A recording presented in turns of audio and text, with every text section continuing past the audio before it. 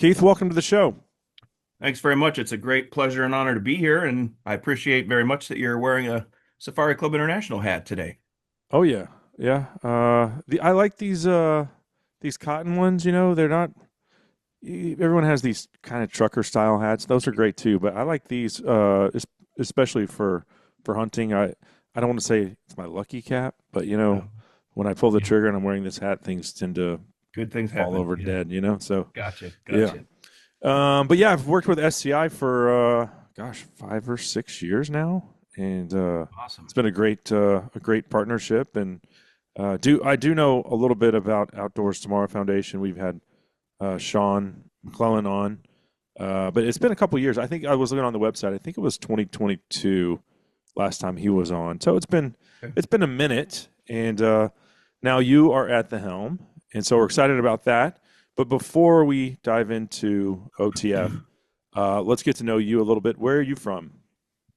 I live in upstate New York in the Finger Lakes area, where I hunt and fish and enjoy outdoor recreation of all kinds. And also, I'm about an hour south of Lake Ontario and about 3 hours from my camp in the Adirondacks. So I've a lot of people cast shade at New York because all they can think about is that city, but it is Yeah. a beautiful state, and I enjoy living here. I've been here 26 years now. Okay. Very cool. Yeah, I did spend a little time in the city.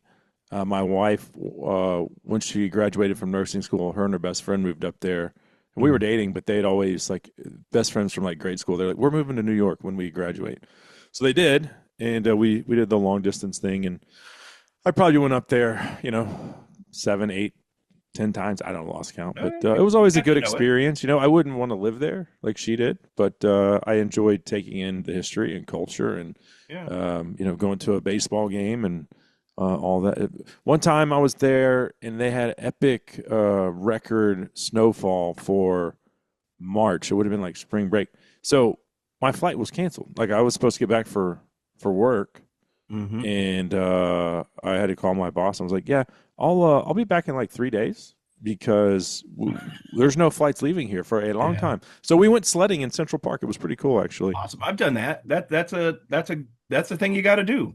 That Yeah, or at least ice skate, but that generally, if I'm not playing hockey, I shouldn't be on skates. So right.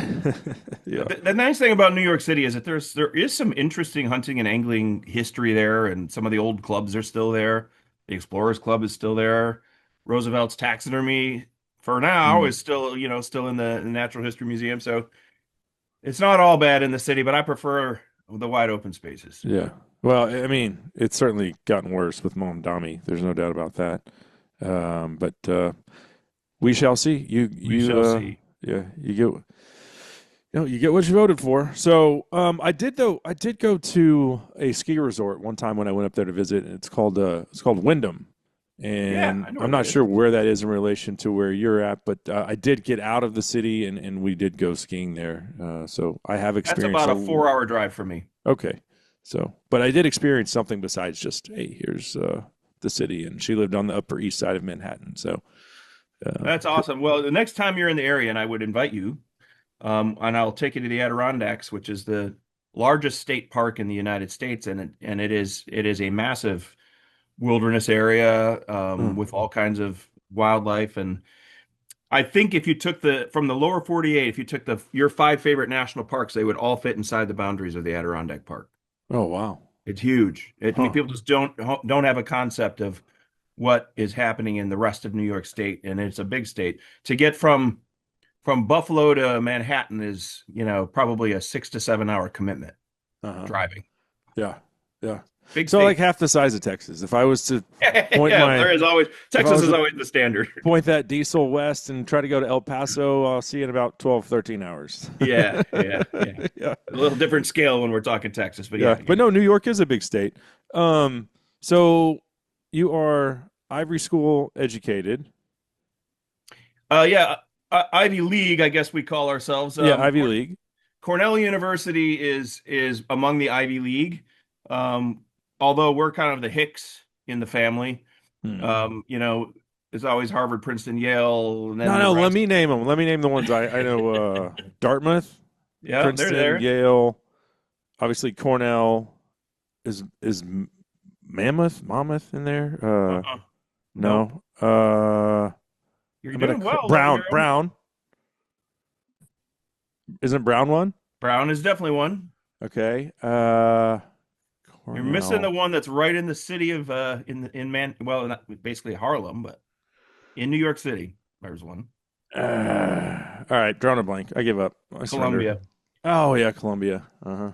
Yeah. But Cornell is known as, our little motto when we make fun of ourselves because we're like the hayseed stepchild in the Ivy League is we grow the ivy for the Ivy League. We're the only Ivy League school that actually has a college of agriculture and life sciences and a Oh. wildlife, fisheries, and forestry department. And that's where I was in the Department of Natural Resources on the faculty there as a social scientist for a quarter of a century, doing a lot of applied research and extension type of work.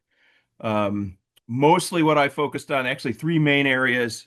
Um, I focused a Penn. lot Penn with is another one. Pe Penn. Penn. Yes. Yeah, sorry. University of Pennsylvania. Yeah. Yeah. Yeah. You're almost there. That's almost all. I looked hard at R3, which is, everybody's Hmm.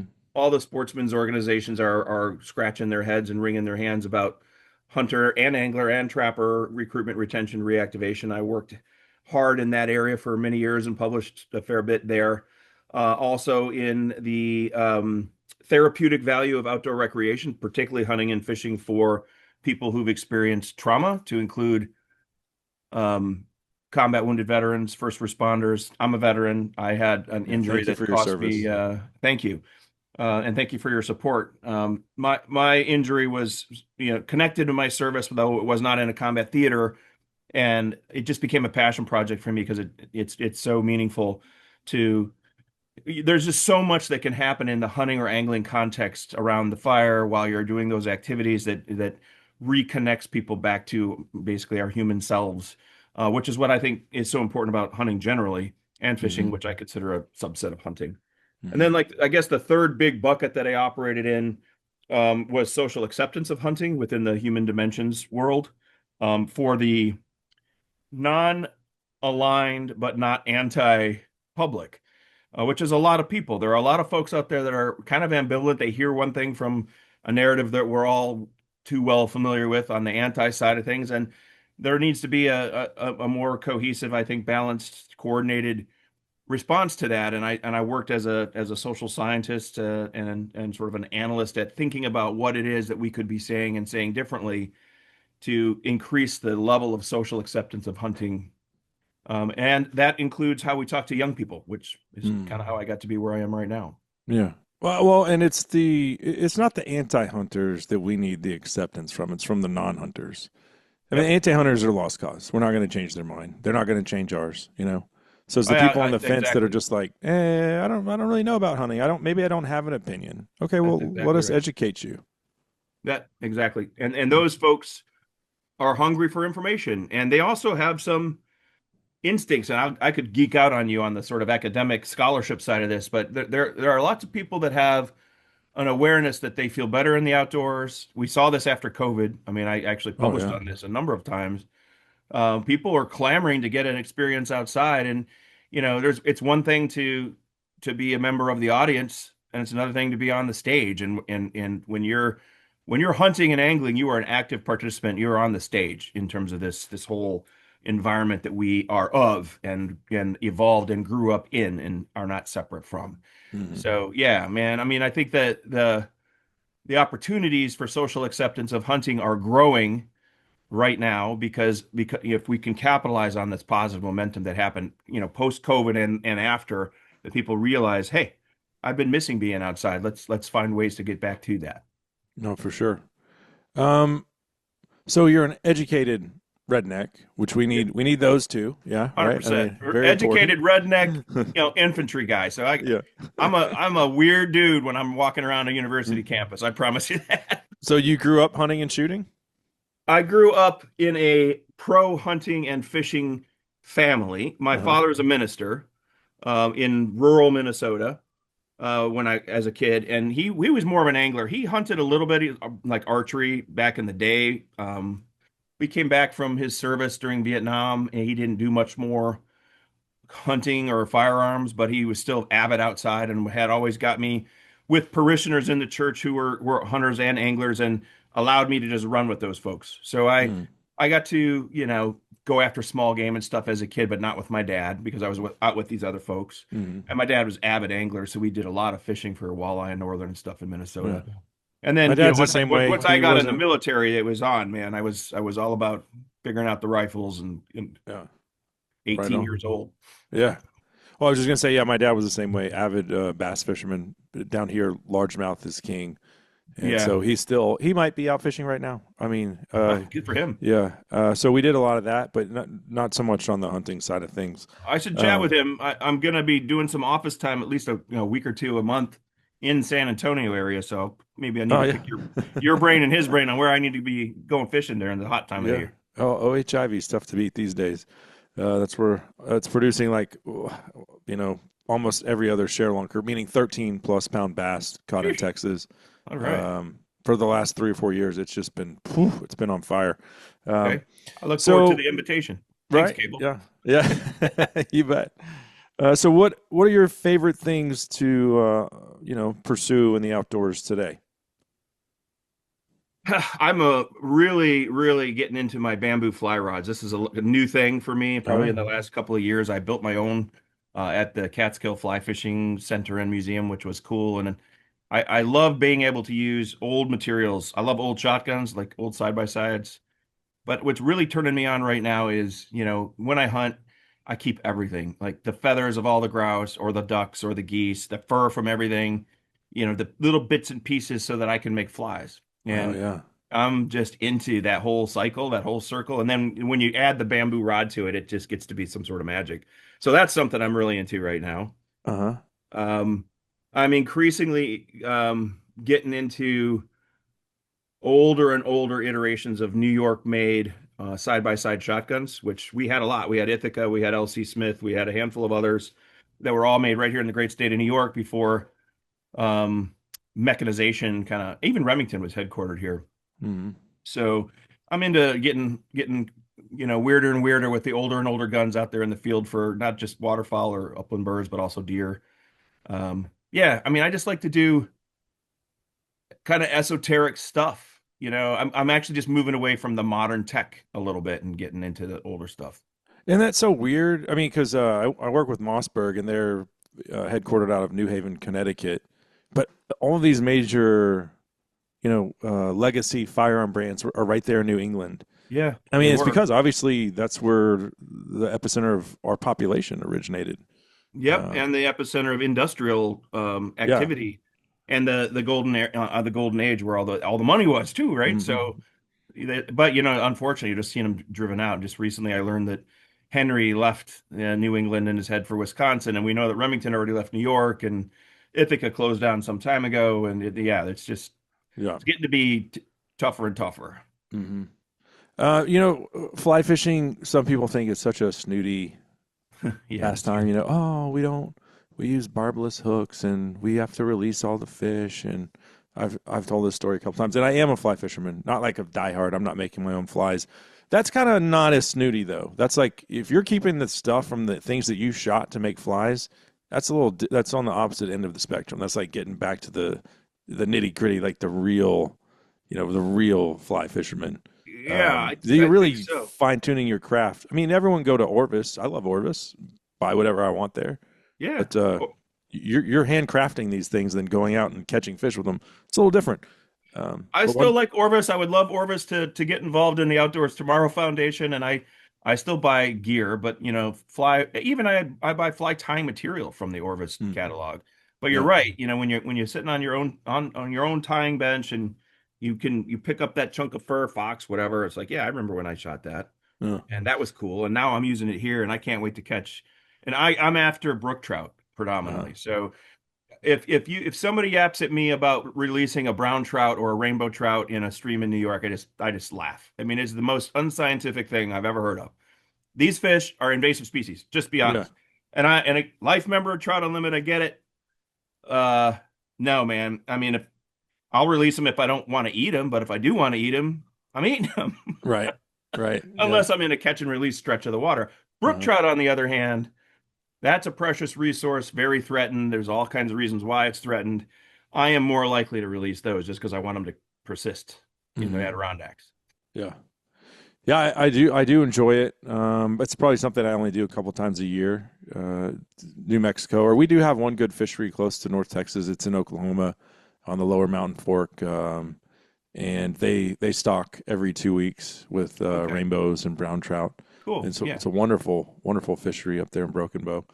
Actually, I Um, did fish in Texas a couple times ago when I was down to start moving into my new office in San Antonio there. I fished the Guadalupe, oh yeah, and that was cool, man. I had a good trip. I had a good outing, had a great guy. The water was nice and cool. Caught some catch nice, rainbows. mostly rainbows. Yeah, I think Yeah, I caught maybe one brown. yeah. So we stock those. The difference is those die if they're not caught. They're encouraged. They want you to Right. keep It's them, right? put and take. Uh, Yep. the ones up in Oklahoma, they pump the water from the reservoir. From like the pump is like at the floor of the reservoir where the water is the coldest, and they pump Yeah. that over into the Lower Mountain Fork stream out of Beaver's Bend Lake, and that's why those fish can survive all year and actually reproduce there too. But that's very Okay. So cool. there's actually wild reproduction there. That's cool. Hmm. Yep. Yeah. So okay. Well, trout. I was gonna say, have you ever? Because I did this one time, and the look on this dude's face was just like his jaw hit the floor. But I was in New Mexico on the Red River, and I was fishing with a guide, and I was like, "Hey, man, just kind of confused as to where your stringer is."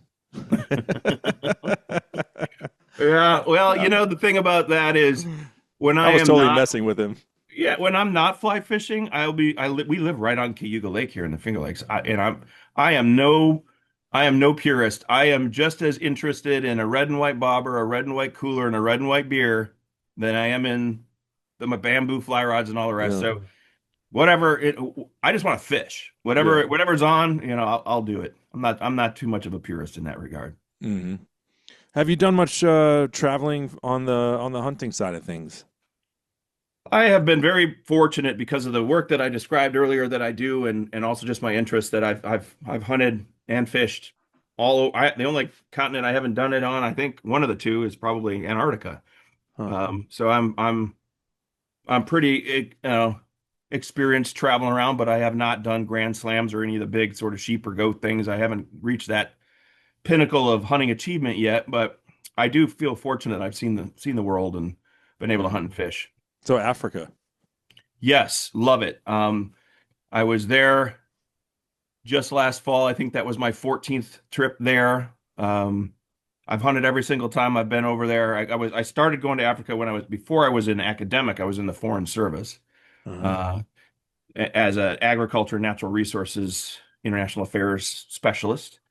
So yeah, I mean, I started hunting in Africa in 1999 and have really enjoyed the pursuit of those critters and also the places they live, and have become, pretty well versed in the, the role of the hunting industry in the larger African wildlife economy, and I'm a big advocate for that. In fact, one of the things Hmm. I want us to do in the Outdoors Tomorrow Foundation is think about how we integrate that into some of our modules that are being taught to the younger folk, so that, we don't end up with these two conflicting narratives about hunting. You've got the one group of folks that say, well, if it's not public land and you didn't hike 10 miles and you didn't eat everything and it didn't have any antlers or horns, then it's not real hunting. The other stuff is just, quote unquote, yeah. Yeah.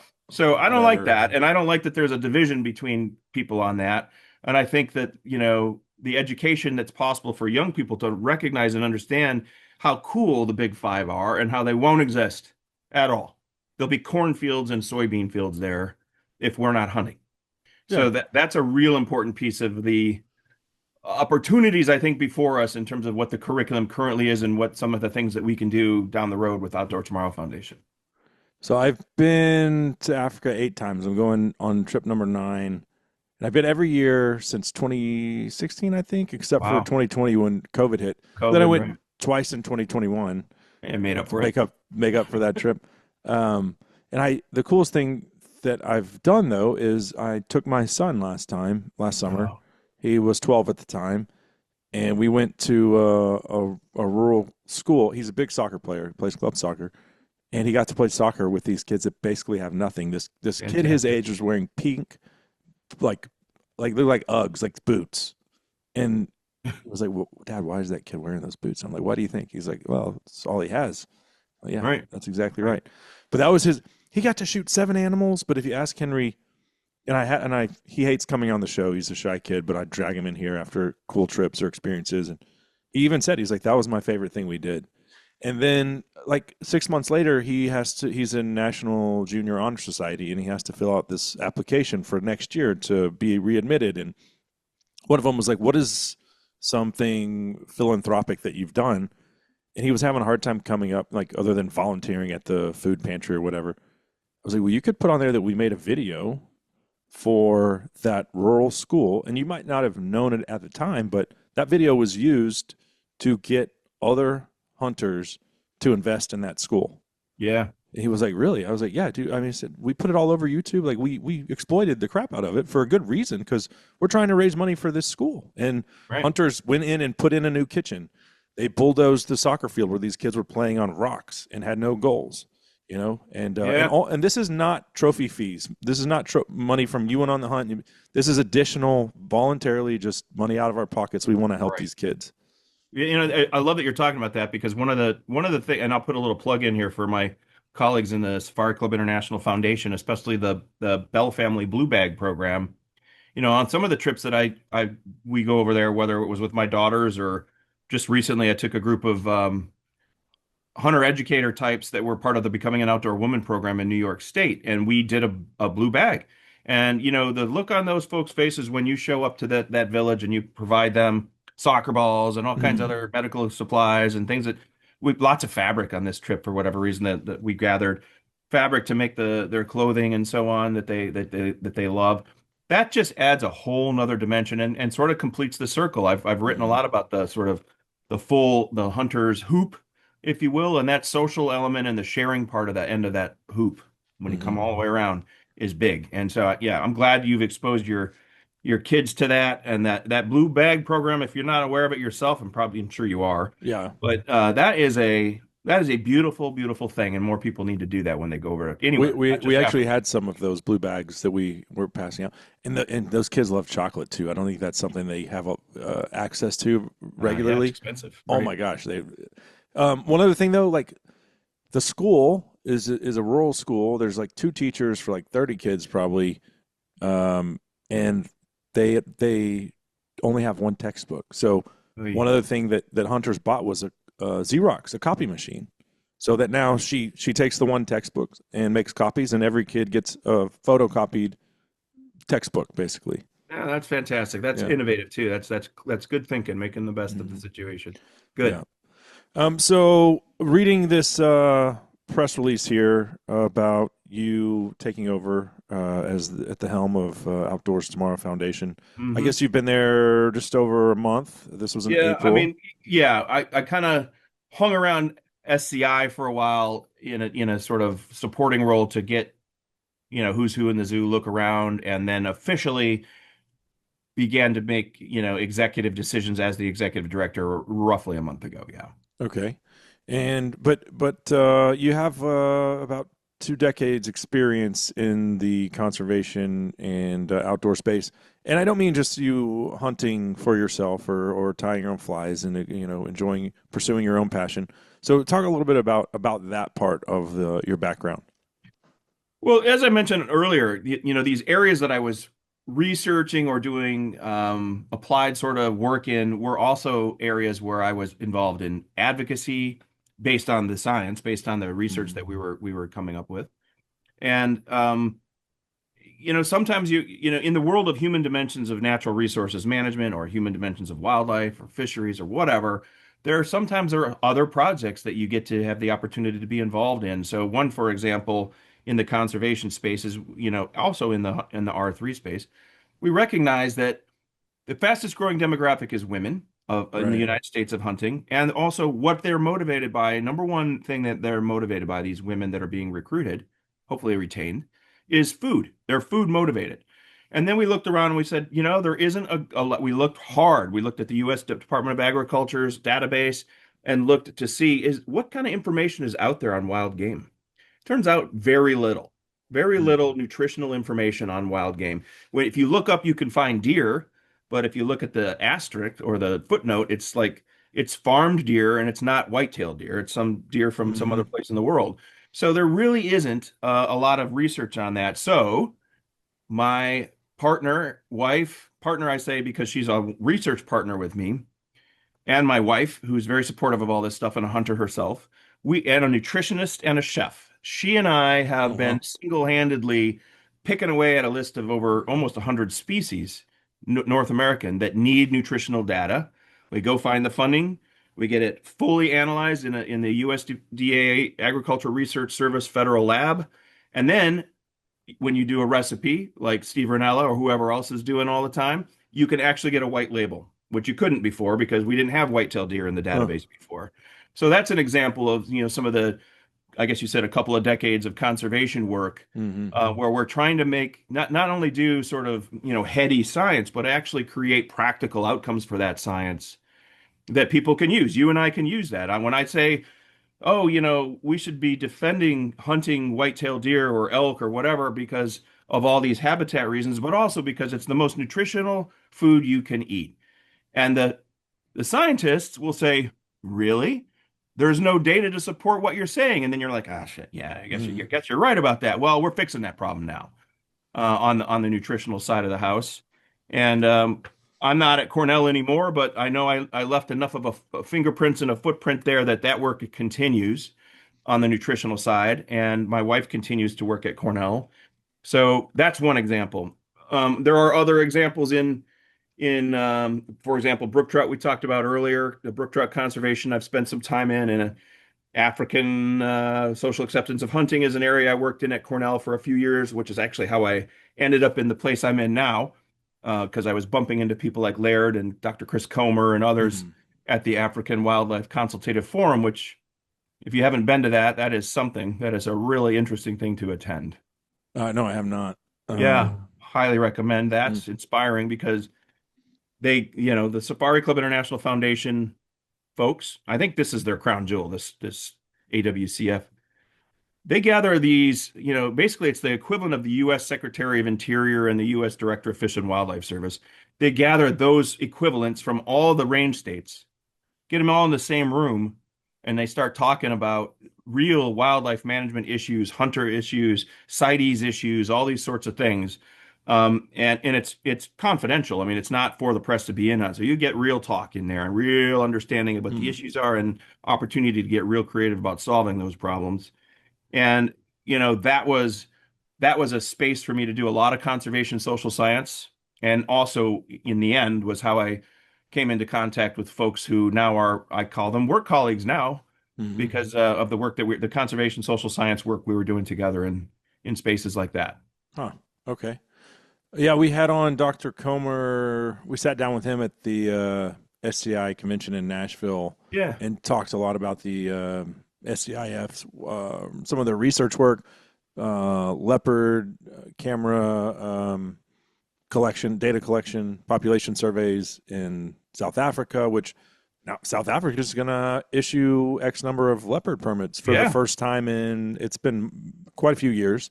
And then they're collaring grizzlies in British Columbia because, well, Yes. obviously we know that the greenies got that hunt canceled. It's coming up on a decade now. It's been some years. And, that was an unscientific Sure. decision. Just like a political Absolutely. party was like, actually, it was two parties aligned to get the votes. And we're like, we're going to cancel the grizzly hunt. And I was on a trapline trip with an outfitter there.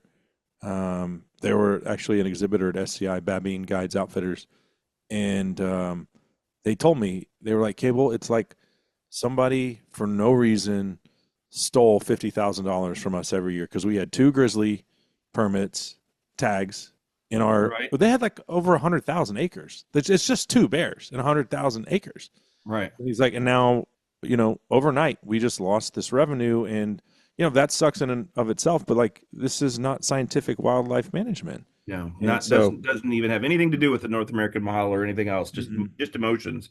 yeah, Yeah, Chris's team, I should say, Dr. Comer's team on the conservation side, in the wildlife science side of what the foundation is doing, I think they're just knocking it out of the park. They're killing it. And the last 5 or so years, it just shows. I mean, you're mhm. seeing victory after victory out there on the Black bear landscape. season in Yeah, Louisiana. Maria 100%. Davidson was instrumental in Yeah, that. that team is Um, just killing it. They're doing it. yeah. Well, okay. So as far as OTF goes, just for Hmm. any of our listeners that are not familiar, give us a refresher on what Outdoors Tomorrow Foundation essentially is and the purpose that it serves. Yeah, it's real simple. I mean, the Outdoor Tomorrows Foundation has an interesting and I think rich history, coming from its origins as the Dallas Ecological Foundation, and I'm sure there's a more interesting than I can even recite because I haven't met some of the key players, but a history with the Dallas Safari Club. It has been over the last almost 20 years, the leader in outdoor recreation education, which is, just to put it bluntly, instead of quote unquote, gym class being nothing but, dodgeball and, Foursquare or whatever. Now, physical education class, which is the preferred term for that time of your day, your school child's day. Physical education class isn't doing dodgeball the same way. They're now doing hunter ed, archery, shooting sports, firearm safety, angling, all kinds of related skills, orienteering, all the kinds of things with physical activity built into it, K through 12. So that our young people who are in many cases, and this is mostly in public schools, who are in school for X amount of days or hours per day and number of periods per day, some of that taxpayer dollars that we're putting into that education go back towards these fundamentally important things that support conservation and support outdoor recreation and active lifestyles. So the Mm. Outdoors Tomorrow Foundation has been the tip of the spear on that for, damn near 20 years or more, and succeeded in developing a curriculum with Texas Parks and Wildlife, which is now a nationally certified um, curriculum that includes all those topics I just mentioned and more. It started in Texas, and now I think that curriculum, called the Outdoor Adventures Curriculum, is in over 2,000 schools right now throughout the United States, one in Mhm. Canada, including in Hawaii and Alaska, so all 50 states. And there's over 2,000 additional schools right now that are waiting to do this program if they can get the financial resources to do it. And Yeah. this is where the partnership between Safari Club International, Safari Club International Foundation, so those two partners plus Sables are now partnering with Outdoors Tomorrow Foundation to, as Laird is fond of saying, put some rocket fuel on this thing, and we will get to those 2,000 schools here very quickly. And Mhm. I look forward to the next time I come talk with you, and we're able to say there's 4,000 schools across the United States, plus a couple hundred in Canada soon. Well, and I think my favorite part of the whole deal is that SCI is investing in the future here. I mean, 100%. this is the next generation of sportsmen and women that we're raising up, and some of these kids, especially in urban settings, they're never going to be introduced to this stuff. No, And they're, they're not. you're missing out on just a generation of kids. That's right. So, And it'll be 20 years here in just a couple months for me, being a life member of SCI, and I was a member prior to that. And one thing, as from the career that I came from that we've talked about already, I just always was like, dang, I really wish that the resources that I know are SCI could be focused somehow to get this R3 thing going, especially for kids, the next generation. And I am just so grateful and honored really to be in a position to, experience the leadership and wisdom of the powers that be, the SCI board and Laird and all the folks that got involved and decided this is what we're going to do because it is the right thing to do, and it is the right organization to do it. They picked the right mhm. one. I mean, all the critter clubs, so called, are scratching their heads and wringing their hands about R3. I've mentioned that. It's true, and I'm a member of all those groups too. And I don't think anybody's got a plan. Lots of after school ideas, lots of, summer camps. But you know how it is. You got kids are playing soccer or travel hockey or Oh yeah. whatever. That's not doable. If we can get it right in the classroom during their normal school day, we can win. And Mhm. that's what SCI has decided is the right thing to do. And as you just rightly pointed out, major investment in that. Not only through just putting out the hands and shaking hands and developing the partnership with OTF, but real dollars. I'm not going to say the dollar amounts, but we're talking hundreds of thousands of dollars right away, just to say this is good faith. We believe in this mission. We're going to get after it, and we are. I mean, since convention, we've already added 200 new schools. Oh wow. Yep, Wow. just since Yeah. convention. Uh-huh. Well, and, there's lots of organizations out there, and even some of our SCI chapters do wonderful things as far as Absolutely. taking. It could be a kid or it could be a family on an outdoor experience, but that's a moment in time. It's one weekend. Right. This is a curriculum that they might be in for a semester, maybe more. And Right. so this is actually going to give them, I think, a better foundation. They're going to, because what happens is a lot of those times when you take a kid or family or whatever on one of those experiences, that's it. They Yep. don't have the resource to go repeat it on their own. Yep. And a lot of Yep. that is, access, or maybe they don't even own their own firearm, or the family doesn't, or whatever. There's a lot of hurdles there. Yes. But this is a continuing program. So with that in mind, talk about, some of the things the curriculum offers the student. I, I'm going to answer that, but you said something that sparked something in my mind that we don't want to go past, and that is the role of the chapter. You're right about the sort of one-off programming, and that's all great, and those are good memories that are made. But like you say, it may be a one and done. There is Mhm. an excellent role for these Safari Club International chapters and Sables committees and chapters out there. When these young people come out of these formal education OTF outdoor adventures programs, they're going to be hungry for opportunities to exercise those skills and build relationships and find mentors. And that's the role that I think these chapters are going to be instrumental in helping.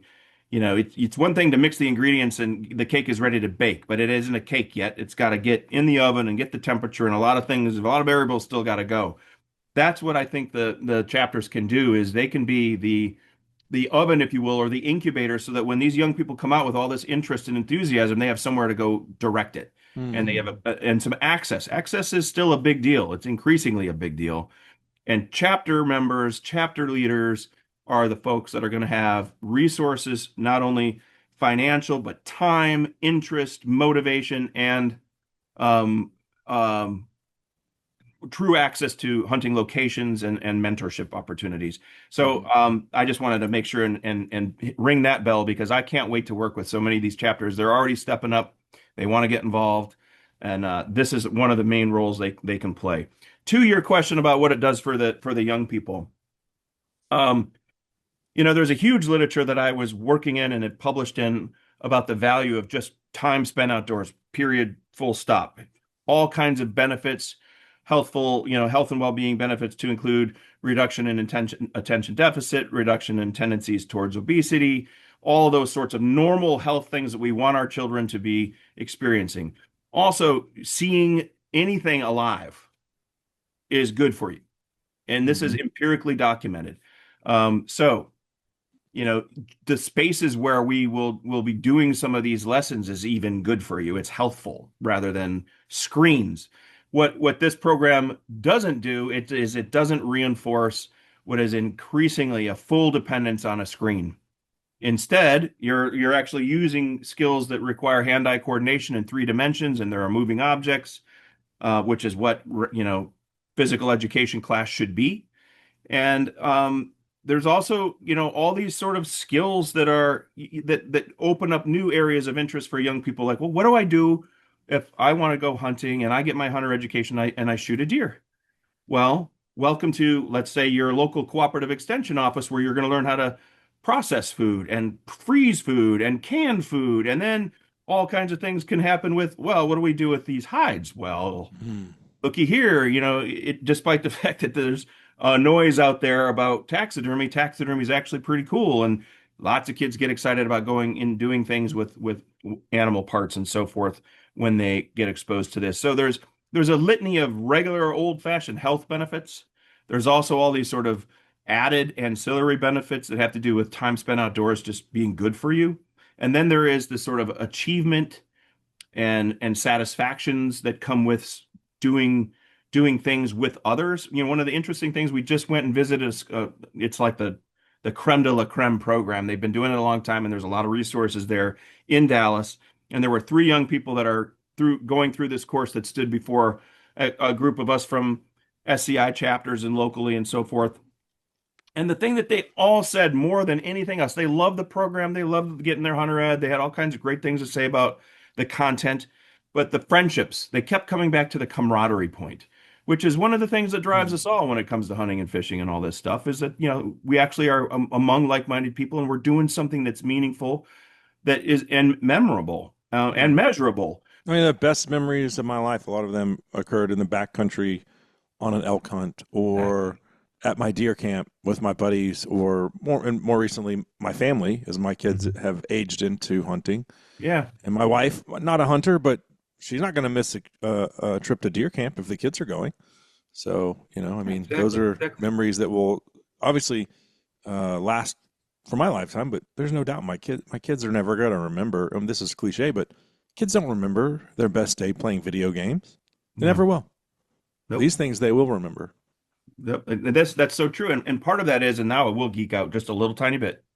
Since the very beginning of human time, we have hunted, we've been fishing, we've been interacting with our landscapes, and we've gathered back together to consume that food and enjoy the fiber and the clothing and whatever tools or whatever else and then we told stories about it. And many of those stories are still on cave walls and so forth today after thousands of years.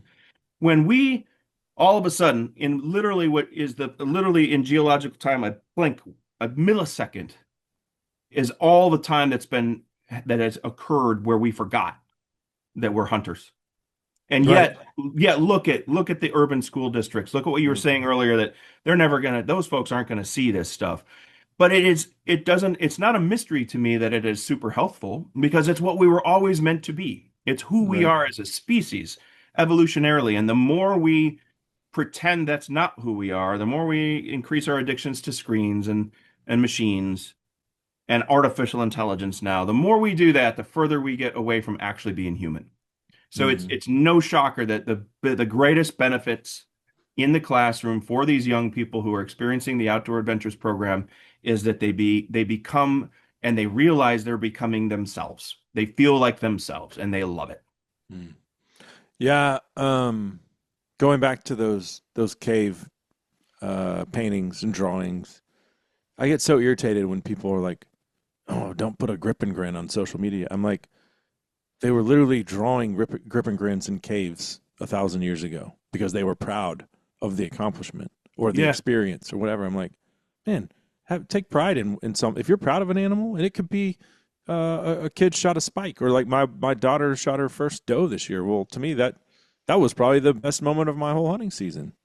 And sharing that experience. So my gosh, be proud of it. There's no reason to hide behind the fact that we are hunters and we kill stuff and we eat it. And that at the end of the day, that is conservation. That's the only way it works. I agree. I agree 99%. I do believe there are occasions when, especially for people that are on not friends and family sort of social media arrangements, but are like on blast, like for the whole world, it's on you, whoever it is, if you're going to do that. But you have to be prepared, if you're going to do that, to experience the reality of freedom of speech and everything else. So I tell my daughters this. They hunt, but they're in their mid-20s, and there's a risk for putting some things up on social media. I just let them know, listen, if it's something that you want your friends to know, then tell your friends. Share those photos. And if it's something you want on Fox News or CNN or whatever your color or flavor of choice is, then think hard about what you're going to put there before it gets there, because that's going to be for everybody to see.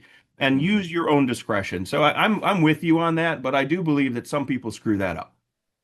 And there's also ways, like doing it untastefully. Um, Exactly. but I'm an open book. I don't care. I shot a giraffe. I knew when I put that, and it wasn't rednecks go to Africa kill giraffe. Like we did a YouTube, like a 30-minute video on. The whole title was why would somebody hunt a giraffe, and we had Right. charts and graphs, and hey, the countries where they have legal giraffe harvest have exponentially more giraffe than the ones that don't, that have outlawed it. Right. And so, but I knew when I put the giraffe on there, I was going to lose a bunch of followers. But I was like, I don't care. Like, it's fine. I don't. It is what it is. Didn't bother Well, me any. But and I yeah. was proud of that giraffe. It was like they estimated it's 27 years old, way past his prime. Right. Had one. They actually giraffe have horns. People might not know that, little Right. ones. But he had one broken off from like years ago from fighting. I mean, he was an old bull, and the right one to take. So I was proud of it. And Yeah, and that I hope one of the things that Outdoor Adventures and OTF will be able to help create a more balanced view of something like that. I mean, it's never the case that we only hunt the not pretty things, right, that we're hunting things because they're not attractive. I mean, that's the Bambi argument, and we reject the Bambi argument. mm, They're all beautiful. yeah, We love them. And sometimes we shoot them and eat them, just like our ancestors for mm, thousands of years have done. So the giraffe is cool and it's beautiful. And if it's endangered somewhere, all right, we'll handle that according to the conservation and the science. right. But if it's not, you don't not hunt it because it's cute. Right. Yeah. Yeah.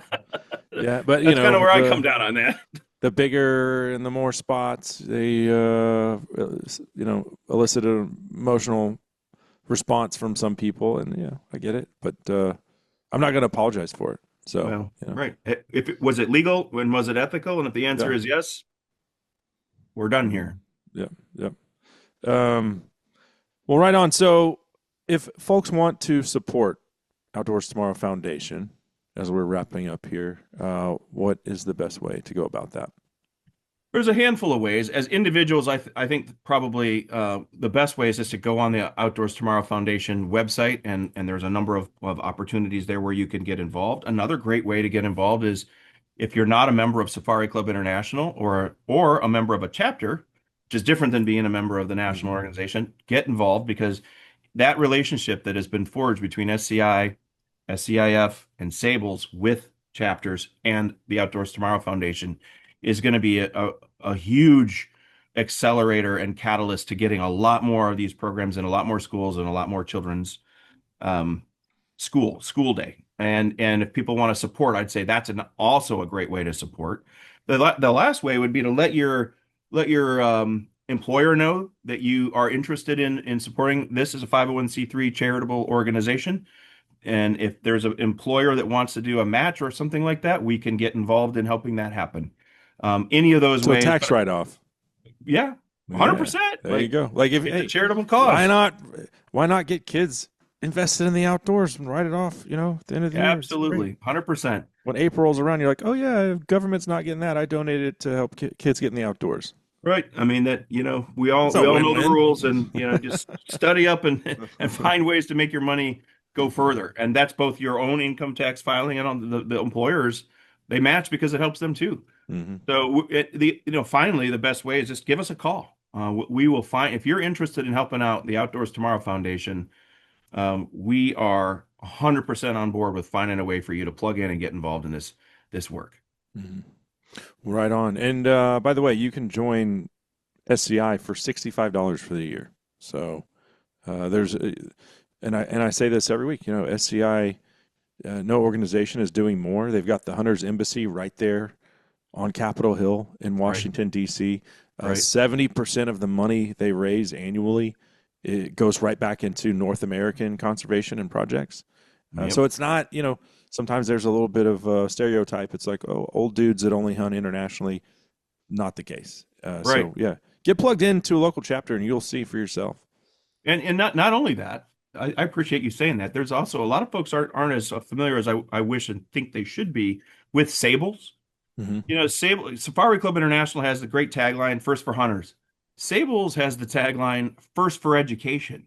So if this mission that we're talking about resonates with you, Sables is a great organization. It's women focused and organized by women, and its focus is on education, the kind of education that we're talking about right now. So that's one more way to help is get involved with Sables. Mm.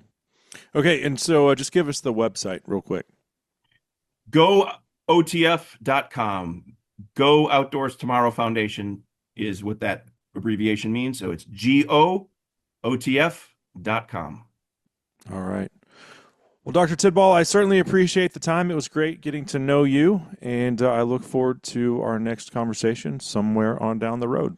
I appreciate it, Cable, very much, and thanks for your broad support of SCI and for OTF in particular. And I will be looking for some tips on some fishing down there in the Texas environs. Oh, I look forward to it. Take care. Thanks. Take care.